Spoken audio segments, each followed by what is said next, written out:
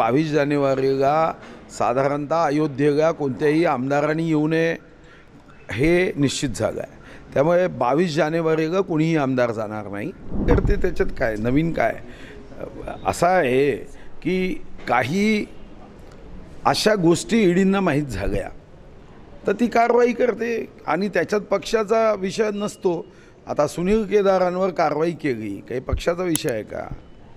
मला असं वाटतं की ईडीची कारवाई आहे तर ती त्यांना ईडीला जर काही माहिती उपलब्ध झाली काही पुरावे हाती लागले तर त्याची सत्यता तपासतात। ईडीची कारवाई याचा अर्थ सत्यता तपासल्यानंतरच पुढची घटना होत असते। पुढील 8 महिने करावं लागेल असं खुद्द मुख्यमंत्र्यांनी म्हटलं। त्यामुळे राजकीय वर्तुळात एक वेगळी चर्चा पाहायला मिळते। अपात्रतेची कारवाई होत असते अजून निकाल आलेला नाही। अपात्रतेची कारवाई तुम्ही तर गेले 6 महिन्यापासून मुख्यमंत्री बदलणार म्हणून सांगताय आणि 8 महिन्यानंतर तर साधारणतः निवडणुकीचीच घोषणा होईल। सप्टेंबर ऑक्टोबरमध्ये निवडणुका होतील तर मग 8 महिने मी मुख्यमंत्री याचा अर्थ आहे मी पूर्ण कार्यकाळ मुख्यमंत्री आहे। तुम्ही ज्या काही हवा चालवता किंवा काही विरोधी नेते 10 जानेवारी को अब देख लेना मागच्या 26 जानेवारीपासून हे असंच सुरू आहे। मला असं वाटतं की पुष्कळदा अशा घटना होतात आणि म्हणून असं म्हटलं जातं याच्यात काही कारण नाही आहे। ज्या 16 आमदारांची अपात्रता वर्षभरापासून सांगत आहे तारखा देत आहे विपरीत जे गटाचे आमदार तेच तर अपात्र होणार नाही तशी पण शक्यता वाटत नाही का? म्हणजे निकाल मला असं वाटतं की याच्यावर भाष्य करण्याची आवश्यकता नाही। जर तुम्ही आणि मी जज नाही पण सामान्यतः एक गोष्ट तर साधी आहे। एकनाथ शिंदे साहेबांनी कोण्या पक्षाला पाठिंबा दिला नाही भाजपनी त्यांना पाठिंबा दिला आहे। प्रश्न उपस्थित होत नाही। लोकशाहीमध्ये बहुमताला महत्त्व आहे।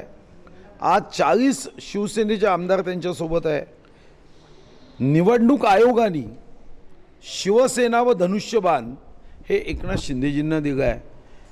ठीक आहे कायद्याच्या चौकटीमध्ये आनंद वाटावा म्हणून आपण काही केसेस मुद्दाम करतो की ज्या केसेसमुळे कमीत कमी आपल्या कार्यकर्त्यांचं मनोबल राखता येतं। कार्यकर्त्यांना दर आठवड्यानी एक बूस्टर डोस द्यायचा की आता मुख्यमंत्री जाणार आपण येणार सरकार जाणार आम्ही येणार हे बूस्टर डोस देण्यासाठी अशा केसेस असतात।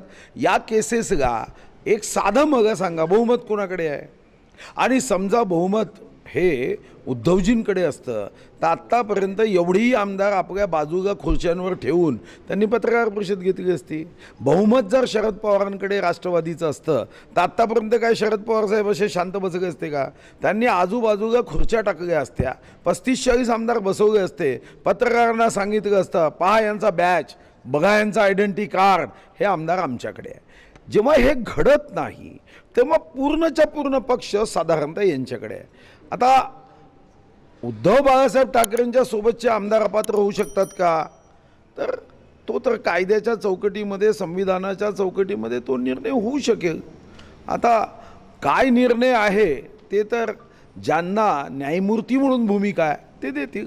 भाजपच्या आमदारांसाठी असं टार्गेट दिलंय काही आमदारांना? असं काहीही टार्गेट दिलं नाही। 22 जानेवारीला साधारणतः अयोध्येला कोणत्याही आमदारांनी येऊ नये हे निश्चित झालं आहे। त्यामुळे 22 जानेवारीला कोणीही आमदार जाणार नाही। 25 जानेवारीनंतर रेल्वे विभागाने ज्या ज्या ठिकाणाहून भाविकांना जायचं असेल जर तिथून मागणी आली तर तिकिटा काढून अयोध्येला जावं लागेल। कोणालाही मोफत जय श्रीराम म्हणत प्रवास करता येणार नाही। खिशात हात घालावा लागेल तिकीट काढावी लागेल रिझर्वेशन करावं लागेल।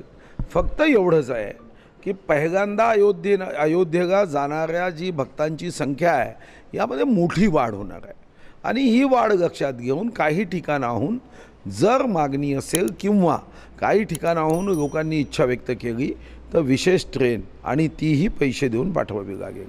तुम्ही रामभक्त ही रामभक्त काय तुम्ही रामभक्ता? महात्मा गांधीजी हे राम म्हणत गेले। या वर्धेमध्ये आता मी DPDCला चाललो तिथे 1936ला पिंपळाचं वृक्ष गाऊन तिथं रघुपती राघव राजाराम मी काय पूर्ण देश रामभक्त आहे। रावण भक्त काही लोक असू शकतात पण देश राम भक्त आहे. माझा काय, मी तर अयोध्येच्या राम मंदिराला जेवढे दरवाजे आहे त्याचं लाकूड कास्ट हे चंद्रपूरहून पाठव काय. राम भक्ताचा काय, कोणताही जगातला भक्त प्रभू रामाचं दर्शनाला जाईल तर दरवाजा तर माझ्या चंद्रपूरचा, माझ्या मतदारसंघातून मी पाठव काय लाकूड. माझ्या राम भक्ताचा विषय कुठं आहे. पण या देशामध्ये जात पात धर्म रंग वंश वय उंची वजन यापेक्षा या देशाची आस्था प्रभू राम आहे. तुमच्या हृदयामध्ये प्रभू राम पाहिजे. उद्या कोणत्याही पक्षाचा असेल तर तो जर येण्यासाठी इच्छुक असेल तर तिकीट काढून त्याला आपण सोबत घेऊन जाऊ, याला काय अडचण आहे.